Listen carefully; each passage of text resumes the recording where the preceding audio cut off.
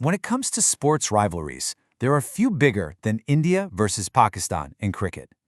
But the Asia Cup match scheduled for 2025, well, this one's different. It's become so much more than a game. It's a flashpoint for national anger, for grief, and for a really complex political dilemma. And that really gets to the heart of what we're talking about today. When is a game more than just a game? Because for millions of people, this match isn't about runs and wickets. No, it's about national honor, it's about memory, and it's about what it even means to compete against a rival nation when you're living in the shadow of a tragedy. So to really get what's going on, you have to understand the pretty grim backdrop for this rivalry and why this particular match is on such a knife's edge. All right, so let's break down this timeline, because the timing here is everything. It all kicks off in April with a terror attack in Pahalgam that kills 26 people. India immediately blames militants based in Pakistan. The very next month, in May, India retaliates with a military operation called Operation Sindoor, and tensions just go through the roof. And now, fast forward just a few months to September, and the two nations are supposed to face each other on a cricket pitch. And because of all this really intense political situation, you're seeing this huge emotional push from one side of the argument saying, just boycott the match, don't play.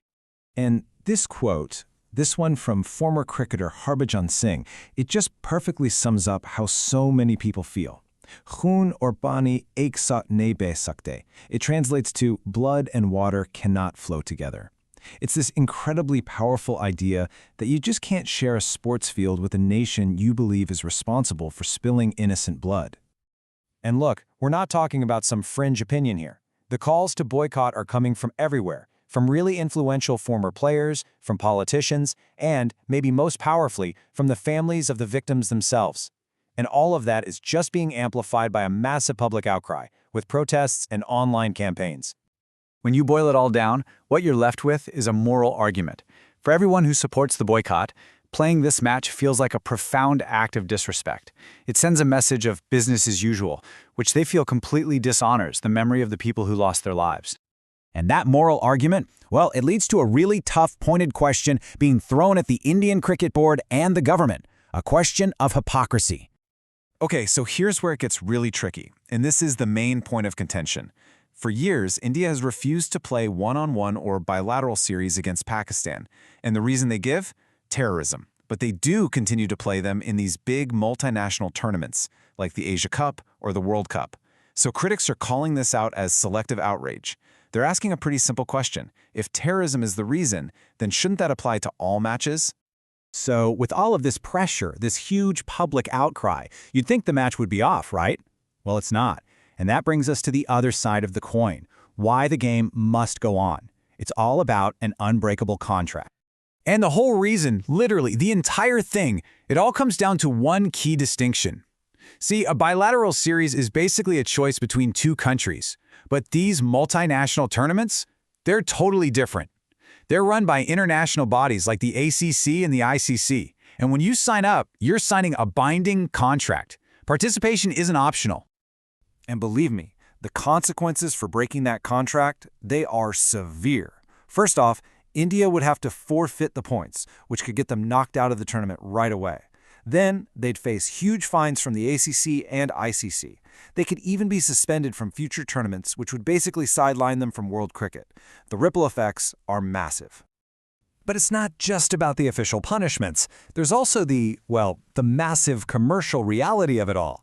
An India-Pakistan match is the biggest cash cow in all of cricket. We're talking well over $100 million for a single game. Pulling out means losing all that money for sure, but it would also seriously hurt India's power and influence in global cricket, an influence it has spent decades building. Okay, so if you're listening to all of this, the anger, the calls to boycott, the official explanations about contracts, and thinking, wait, haven't I heard this all before? Well, you're right, you have. This is not a new fight.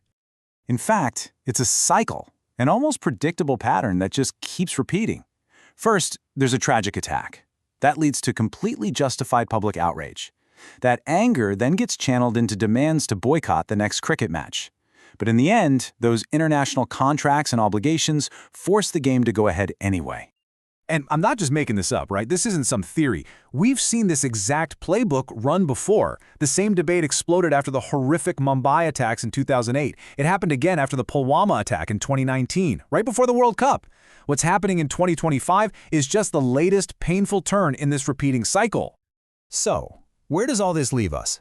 What's the big takeaway from this crisis that just keeps happening over and over again? I think it's this.